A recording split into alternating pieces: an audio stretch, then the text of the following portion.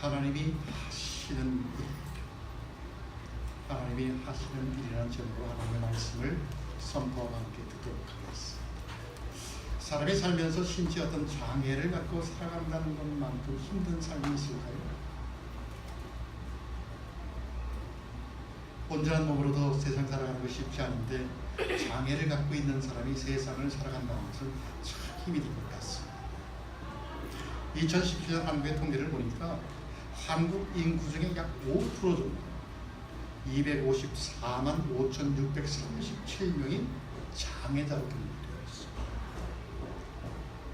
대단한 숫자입니다. 100명 중에 5명이니까 여러분 생각보다 장애로 살아가는 사람들이 참 많습니다. 그 중에서도 약 25만 명이 시각장애입니다. 앞을 못 보는 것이죠. 사람이 어떤 신체적 장애를 가진다는 것은 참 불행한 일입니다. 그 중에서도 앞을 보지 못하게 되면 우리의 신체 기능 가운데서 거의 80% 정도를 잃어버린다고 이야기합니다. 그러니까 힘이 든 것이죠. 오늘 본문에 보니까 그런 사람이 우리에게 소개되고 있습니다. 그것도 나면서부터 소경된 사람. 나면서부터 소경으로 태어난 것이기 때문에 이 사람이 당하고 있는 고통은 다른 사람과의 고통과 비교할 수 없을 정도로 굉장히 심각합니다. 역시 여러분 혹시 우리가 이 땅에 살아가면서 나는 지금 내 처지가 힘들어, 내 삶이 불행해, 뭐 의미가 없고 소망도 없는 것 같아, 여러분 이런 마음이 들거든. 오늘 본문에 나오는 나면서부터 소경된 사람과 내 처지를 비교해 보십시오. 거기에 비하면 나는 얼마나 행복할까. 아마 이 사람보다 나는 불행하다고 말할 수 있는 사람은 아무도 없을 것 같습니다. 왜냐하면 이 사람은 아무것도 안 보이죠. 그래서 오늘 본문이 우리에게 주는 비중이 대단히 큽니다. 왜냐하면 오늘 본문에서 바로 이 소경이 겪는 고통의 문제에 대한 해답을 주님께서 우리에게 주시기 때문에 그렇습니다. 여러분 따라서 이 사람의 고통의 문제가 해결이 된다면 멀쩡한 우리의 문제 당연히 해결되죠. 당연히 해결됩니다. 오늘 본문은 우리로 하여금 고통의 의미, 바로 생의 의미를 다시 한번 생각하게 하는 중요한 말씀입니다. 여러분 고통이라고 해서 모든 고통이 다 불행한 것일까요? 여러분 어떻게 생각하십니까? 나에게 닥쳐오는 고난이나 고통 이런 모든 것들이 내 삶에 있어서 무조건적으로 불행이다 이렇게 말할 수 있을까요? 다 그런 것 같지는 않습니다. 때에 따라서는 고통에도 긍정적인 요소가 있습니다. 두 가지 요건이 있는데, 첫째는 그 고통이 주는 의미가 무엇입니까? 두 번째는 그 고통 때문에 우리가 겪게 되는 소망의 문제는 무엇입니까? 그러니까 고통의 의미와 소망의 문제가 우리에게 두 가지 요건이 등장합니다. 여러분 내가 고난을 아주 혹독하게 당해도 그 고난과 고통에 대한 의미를 내가 안다고 한다면 우리는 그 고난을 넉넉히 이겨낼 수 있을 것 같습니다. 하지만 고난을 당해도 내가 왜 이런 고난을 당하는지, 어떤 고난에 대한 고통에 대한 의미를 내가 갖지 못한다고 한다면 절망이죠. 고통스럽고 때로는 억울하죠. 왜 나에게만 이런 고통이 올까? 오늘은 내가 비록 고난을 당하고 있지만 내일은 좋은 것이 올 것이라는 소망, 그런 소망이 있으면 나에게 다가오는 고난과 고통은 우리가 어느 정도 견뎌낼 수 있습니다. 여러분 아이를 임신했습니다. 아이를 임신하면 어떻게 됩니까? 10달을 고생하죠. 산고의 고통을 겪습니다. 그러면 그 고통을 마다하는 사람이 있을까요? 없습니다. 왜냐하면 의미가 있기 때문에 그렇습니다. 소망이 있기 때문에 그런 것이죠. 그것으로 끝이 아니죠. 그런 다음에는 어떻게 됩니까? 계속해서 젖을 먹이고 기저귀를 갈아주고 밤잠 못 자가며 아이 때문에 고생을 합니다. 그런데 이 고생을 마다하는 사람이 있습니까? 없죠. 왜냐하면 고생이 좀 많기는 하지만 아이가 커간다는 그런 소망이 있기 때문에 당연히 감당이 됩니다. 그래서 우리는 아이를 낳아서 키우는 것 이런 것 때문에 저 사람 안 됐다, 불쌍하다 이렇게 생각하는 사람 없습니다. 그래서 여러분, 고통이나 고난 속에 들어있는 의미와 소망을 발견하는 것이야말로 정말 중요합니다.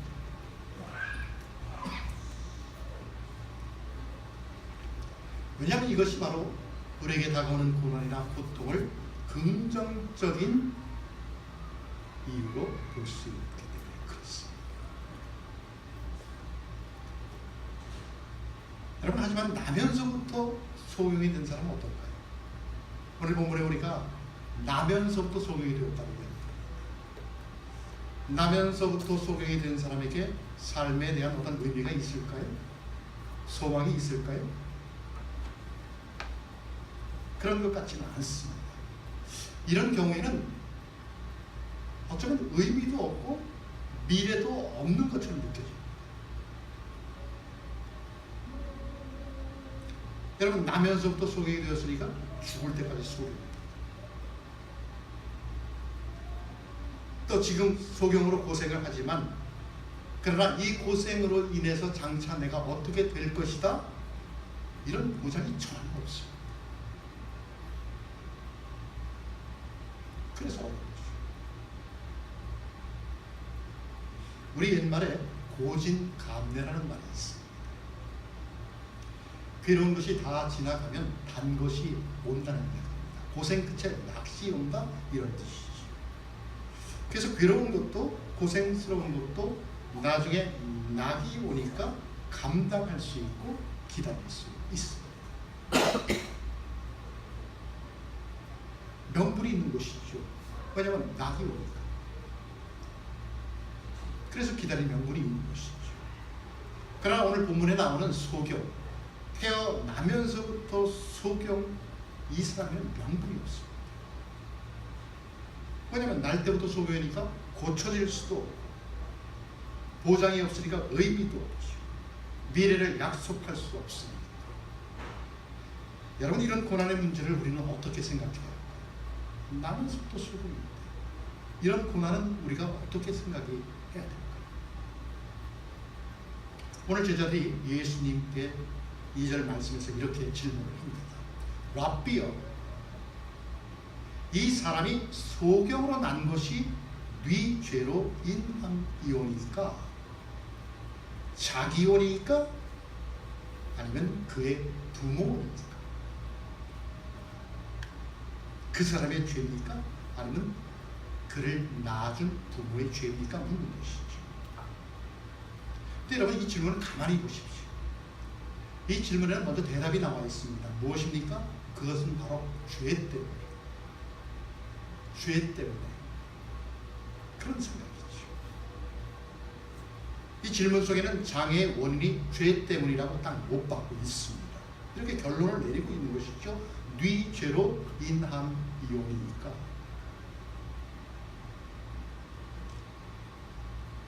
근데 여러분, 이 죄 때문이라는 이 결론을 나면서부터 소경된 사람에게 적용하기에는 좀 무리가 있습니다.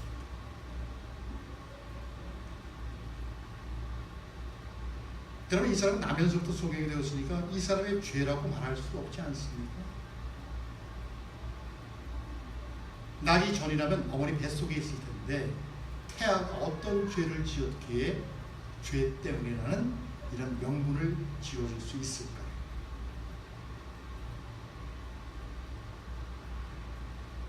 따라서 이 소경의 죄가 아니라면 그러면 부모의 죄입니까?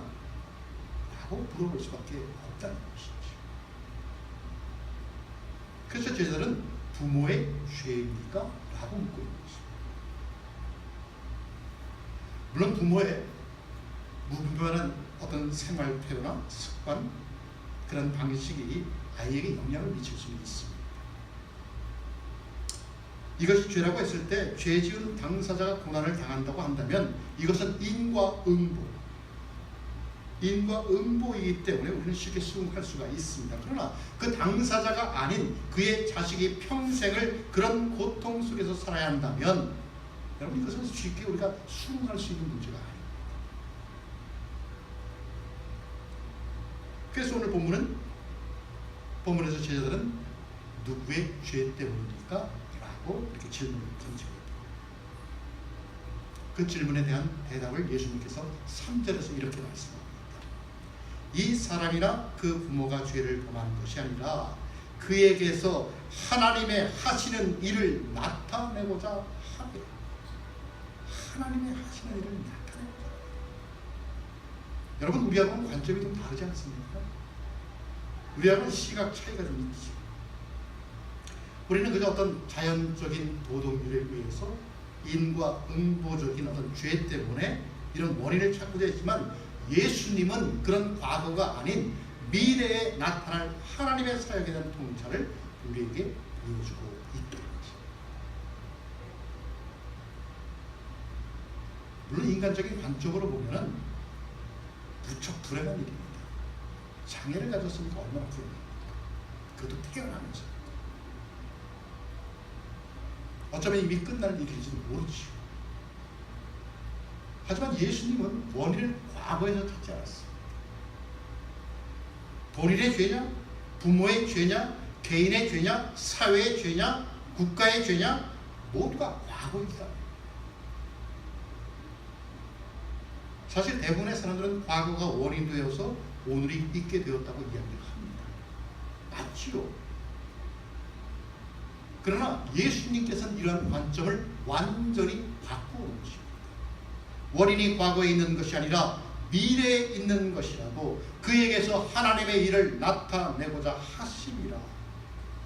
내일이건 10년 후건 언젠가 하나님께서 이루시려는 큰 역사를 위하여 오늘의 이 사건이 있다고 하는 이와 같은 경륜적 의미로 예수님은 보고 있는 것입니다.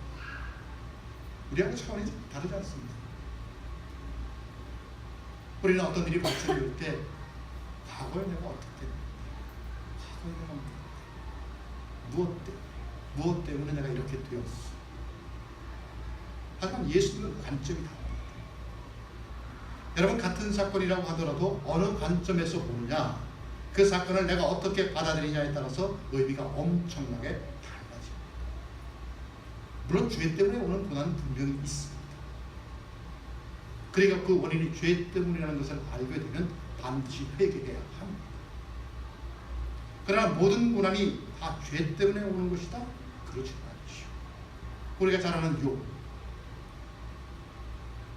욥에게 고난이 왔습니다. 욥에 죄가 있어서 고난이 왔습니까? 아니죠.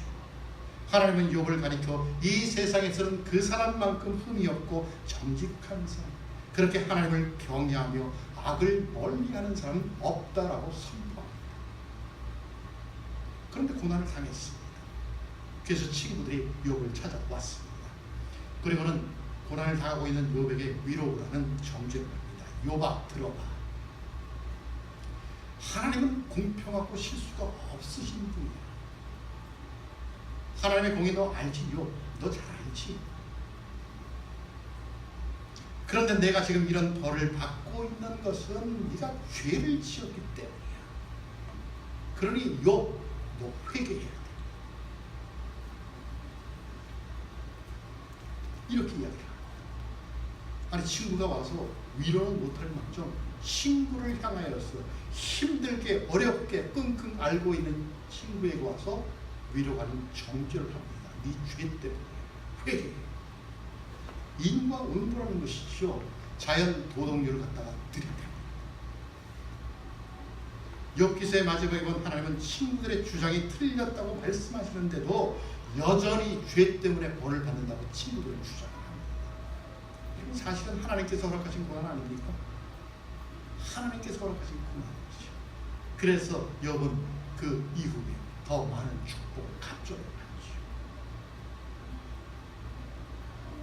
그래서 여러분, 우리가 이 땅에 살아가면서 어떤 원인을 알 수 없는 고난의 고통이 우리에게 달려왔을 땐, 나를 찾아왔을 땐 왜 내 인생에 이런 고통이 일들이 일어나지? 이런 의문이 생길 때 여러분, 우리 미래를 바라봐야 해요.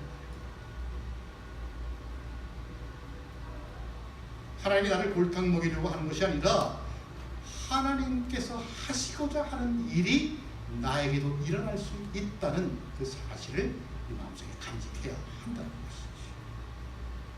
여러분, 그렇게 되면 우리는 어떠한 고난 고통도 이 현실 속에서 능히 이겨낼 수 있는 힘을 갖게 됩니다. 여러분, 대표적인 사람이 요셉입니다.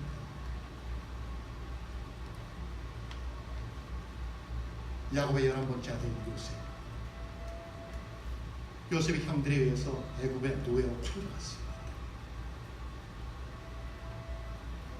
여러분, 노예로 팔려갔으니까 얼마나 힘들었어요. 노예인데 자유가 없잖아요.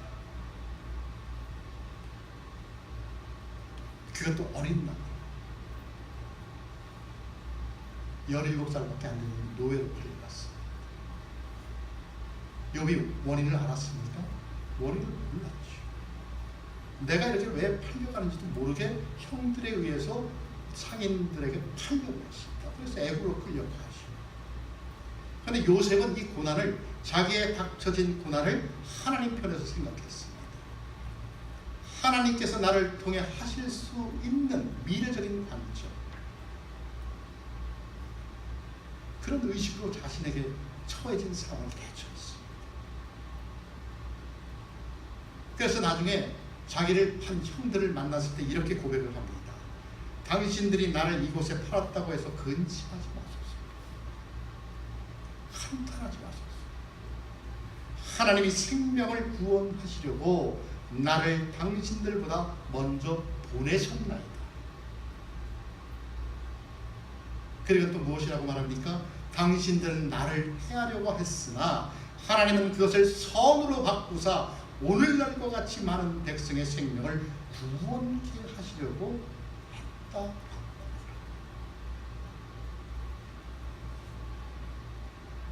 내가 지금 이렇게 힘들게 살아가는 이유가, 우리 부모님이 나에게 좀 더 많은 재산을 물려주었으면 내가 좀 더 편하게 살 수 있는데, 그저 나는 흙수저로 태어나서 흙수저의 삶을 영위할 수밖에 없는 존재.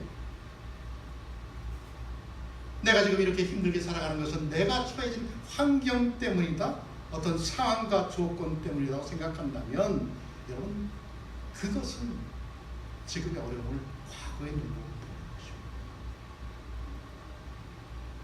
그러나 내가 지금 힘들고 어렵게 살고 있지만 이런 과정을 통하여 장차 하나님께 귀하게 쓰임받기 위한 것이다 라고 생각되면, 그것은 지금의 어려움을 미래의 눈으로 보게 될 수 있다는 것입니다. 여러분, 우리의 삶은 똑같습니다. 우리의 삶은 똑같습니다. 단지 현실의 어려움을 과거의 눈으로 보느냐 아니면 미래의 눈으로 보느냐, 그런 차이가 있습니다. 여러분, 특별히 고난을 사명으로 받아들일 때 그 축복은 완전하게 되죠. 내가 가난합니까? 남들보다 내가 가난하게 느껴집니까? 하나님께서 나에게 주신 사명은 부자가 되려는 것이 아니고 다른 가난한 사람들의 심정을 알고 그들과 사랑을 나누라는 사명을 주십니다. 내가 심하게 아파 보았습니까? 질병이 들었습니까? 하나님은 나에게 다른 아픈 사람에게 위로를 전하는 사명을 내게 주신 것입니다. 내가 오해를 받고 억울한 경험을 하였습니까? 다른 억울한 오해를 받고 힘들어하는 그 사람을 이해하는 사명을 내게 주셨다는 것입니다. 여러분, 우리가 그런 사명을 감당할 때 내게 있는 현재의 가난함, 병든 것도, 억울한 일도 다 축복으로 다가온다는 것 잊지 마시기. 여러분, 그 사명을 감사로 받아들이게 되면 하나님 앞에서 우리의 영혼은 더 맑아지게 됩니다. 더 맑아지게 됩니다. 그리고 더 하나님을 향하여서 깊어지게 됩니다. 그렇다면 오늘 날 때부터 소경된 이 사람의 불행에 대해서 더 이상 시비할 것이 없습니다. 왜냐하면 그에게 미래적인 의미가 있기 때문에 그렇습니다. 하나님의 일을 나타내시고자 함입니다. 나타내고자 한다는 의미는 빛이 들어가서 비치게 됩니다. 여러분, 이 세상에는 신비롭게 감춰진 하나님의 사역이 참 많습니다. 우리 눈은 안 보이죠. 하나님의 구속 역사가 있는 것이죠. 단지 우리가 깨닫지 못할 뿐. 그런데 이것이 어떠한 계기를 통해서 믿는 사람들에게 노출되어서 빛을 발하게 됩니다. 그래서 하나님의 일들이 드러나게 되는 것이죠. 어떤 경우일까요?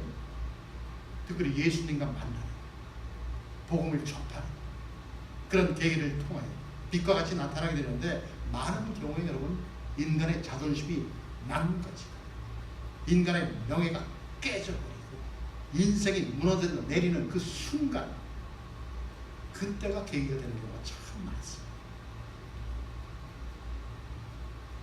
자신의 삶이 완전히 부정되는 것이죠. 그때가, 그 상황이 바로 하나님이 하시고자 하는 일이 시작되는 순간이라는 것이죠. 바로 이 점을 우리는 깊이 깨닫고 있어요. 그렇다면 우리는 우리가 당하는 고통이나 고난을 겪으면서 어떻게 하나님의 일이 나타나게 할 수 있느냐? 그런 의문이 있습니다. 여러분 생각해 보십시오. 때로 우리가 겪게 되는 고통이나 고난 속에서 하나님의 일이 나타나게 된다면 여러분, 그 얼마나 감사하고 축복된 삶입니까? 그러나 반대로 내가 당하는 고통이나 고난 속에서 하나님이 하시는 일이 발견되지 않는다면 그 고통은, 그 고난은 그저 무의미합니다. 아무 의미가 없어요. 그냥 내 삶을 피폐하게 만들 뿐. 그래서 우리는 내가 겪을 수밖에 없는 고통이나 고난 속에서 하나님의 하시는 일을 발견하는 것이 대단히 중요합니다. 어떻게 해야 될까요? 첫째는 하나님을 만나는 거죠. 예수님을 만나는 거죠. 내가 겪는 나의 모든 일을 예수님께 결부시켜서 생각하며 예수님과 만나는 사건이 있을 때 거기에서 하나님이 하시고자 하는 일들이 드러나게 된다는 것입니다. 그래서 예수님을 만나는 일이 대단히 중요합니다.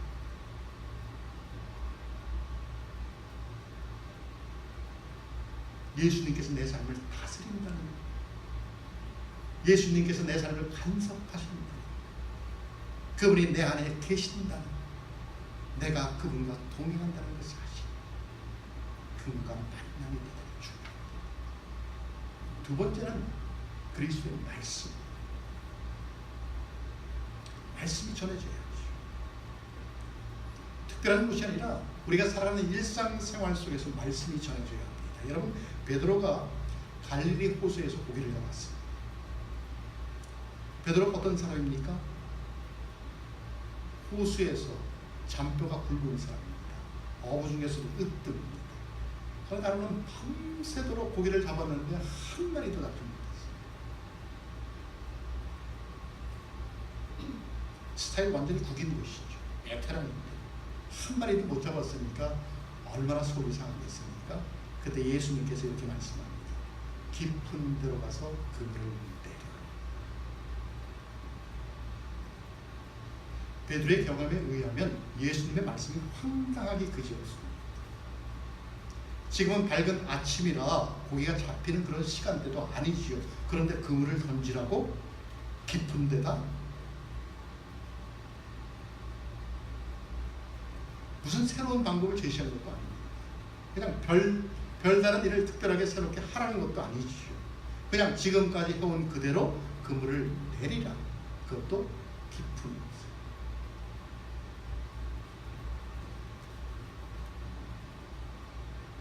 베드로가 내렸습니다. 그물을 내렸더니 어떻게 됐습니까? 만선이죠. 고기가 잡혔죠. 가득 잡혔어요. 여러분, 때로는 내 생각을 내 경력도 버려야 되고요. 내 경험도 버려요. 때로는 쉬운 것 같지만, 우스운 것 같지만 하나님의 말씀이 내 삶을 올바로 인도할 때도 있어. 너는 먼저 그의 나라를 구하라. 아무것도 아닌 것 같죠? 대단히 중요합니다. 여러분, 하나님의 일이라고 해서 뭔가 특별한 것은 아닙니다. 내가 살아가는 현실 속에서, 내가 하는 일들 가운데서 그분의 말씀대로 살아가는 것이 하나님이 하시는 거예요. 직장 다니는 사람은 그냥 직장 다니죠. 사업하던 사람은 그냥 사업하죠. 공부하던 사람은 그냥 공부하고요.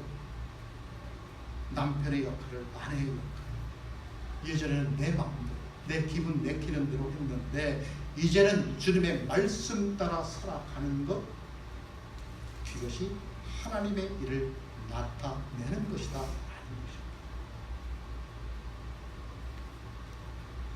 여러분, 이러할 때 우리에게 하나님의 은혜와 축복이 임할 줄 믿습니다. 여러분, 세 번째는 순종입니다. 순종. 6절에 보니까 예수님께서 땅에 침을 뱉어 지름을 이겨서 소경의 눈에 발랐다고 이야기합니다. 땅에 침을 뱉다 지름을 이겨 그의 눈에 바르시고, 그리고 7절에 보니까 이렇게 이야기합니다. 실로암 못에 가서 씻으라고 말씀합니다. 여러분, 예수님이 소경에게 침을 탁 뱉어갖고 이겨서 눈에다가 탁 발랐어요. 그리고 저 실로암 못에 가서 씻으라고. 여러분, 예수님이 흙에다가 침을 이겨서 눈에 발랐다고 낫습니까? 속의 눈이 떴습니까? 아니죠. 그냥 발라놓고는 실로암에 가서 씻으라고 해요. 가서 씻으면 내 눈이 날 것이다라는 언질이 없었는데도, 그런 약속이 없었는데도 이 사람은 예수님의 말씀 그대로 순종을 합니다. 아니, 예수님 뭐예요? 장난하세요? 침을 발라 흙에다가 그거를 나한테 붙여? 그리고 안 했더라고요. 믿지 못해서 가지 않았다면 어떻게 되실까요? 눈을 못 떴지. 실로암에까지 가서 자기 손으로 물을 떠올려 눈을 씻는 그 과정까지의 순종이 있어요.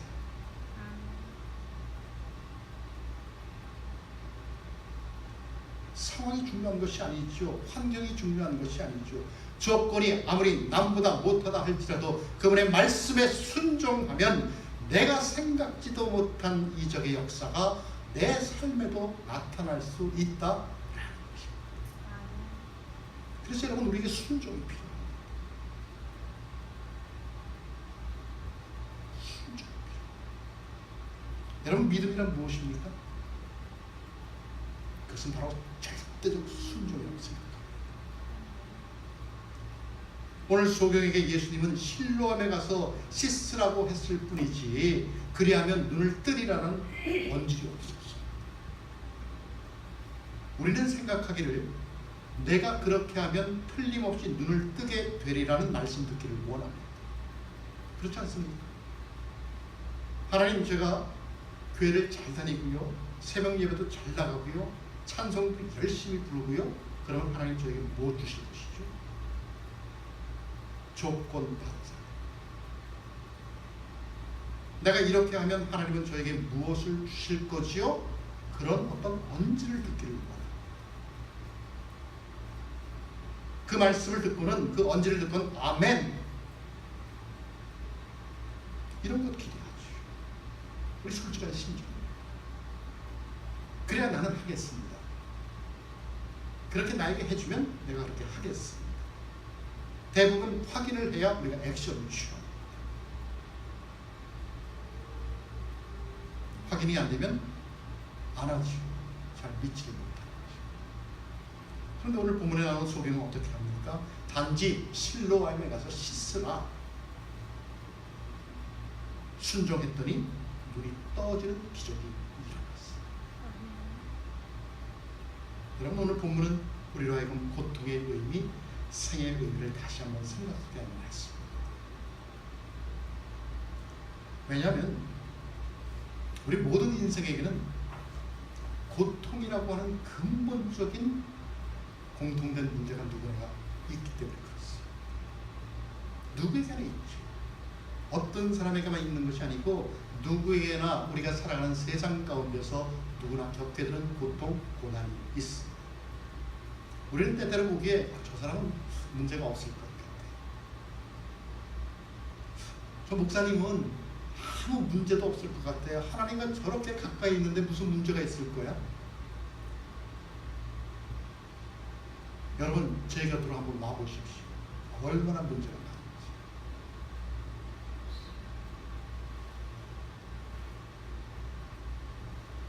제 곁으로 오면 저에게도 고통이 많은 걸 여러분 느끼실 거예요. 고난도 많고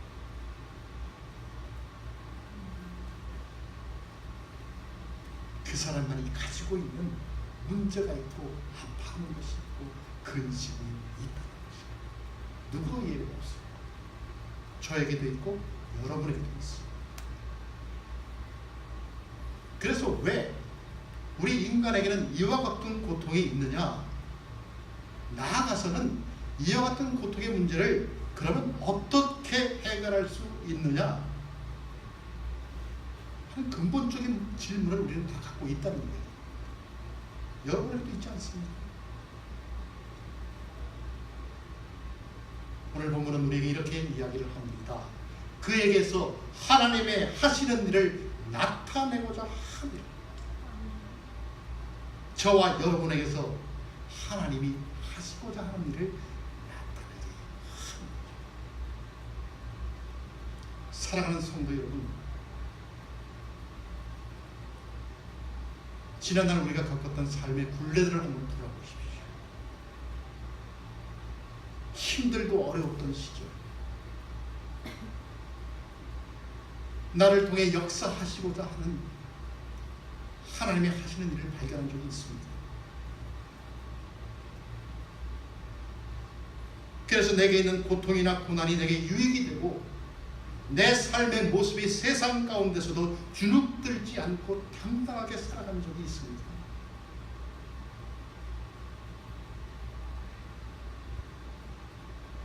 만약 그런 삶을 사셨다면 아멘입니다. 만약 여러분들이 그런 삶을 사셨다면 아멘입니다.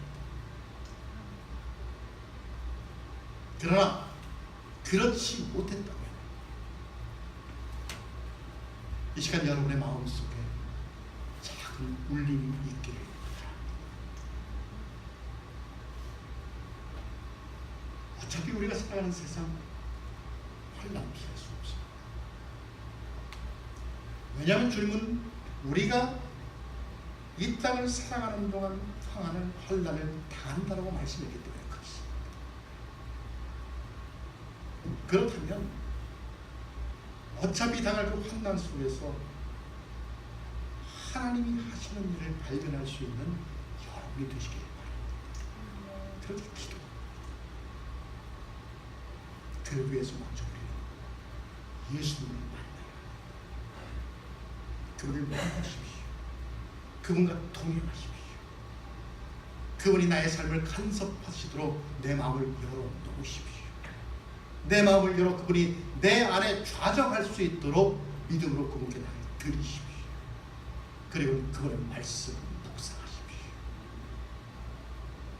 묵상하고 그 말씀에 순종하십시오. 그러할 때 하나님은 바로 우리에게서, 저와 여러분에게서 당신의 하시고자 하는 일들을 저와 여러분의 삶의 모습 가운데서 드러나게